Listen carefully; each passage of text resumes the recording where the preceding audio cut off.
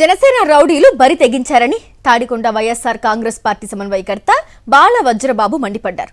గుంటూరు జిల్లా మేడికొండూరు మండలం డోకిపర్రులో జనసేన నాయకుల దాడిలో తీవ్రంగా గాయపడి హాస్పిటల్లో చికిత్స పొందుతున్న పార్టీ నాయకుడు రత్తయ్యను, ఆయన కుటుంబాన్ని వనమా బాల వజ్రబాబు పరామర్శించారు.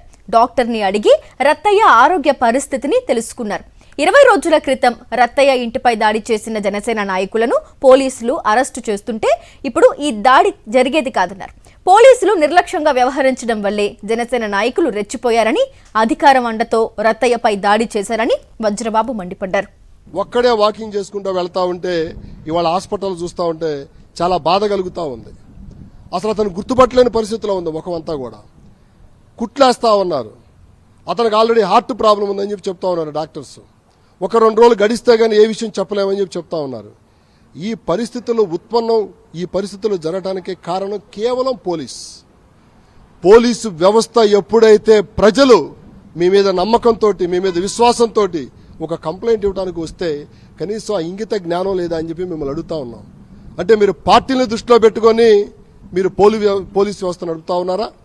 ఇవాళ అతని ప్రాణానికి ఇబ్బంది వచ్చింది. ఎవరు దీనికి బాధ్యత తీసుకుంటారు? ఇవాళ వైఎస్ఆర్ కాంగ్రెస్ పార్టీ అయితే మీరు కంప్లైంట్లు తీసుకోరు.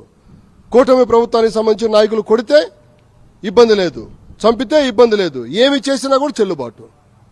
ఇవాళ ఆంధ్ర రాష్ట్రంలో మనం గతంలో బీహార్, ఉత్తరప్రదేశ్ల గురించి చెప్పుకుంటూ ఉండేవాళ్ళం. అవన్నీ మర్చిపోయారు జనాలు. ఇవాళ రాష్ట్రంలో శాంతి భద్రతలు పూర్తిగా క్షీణించిపోయినాయి.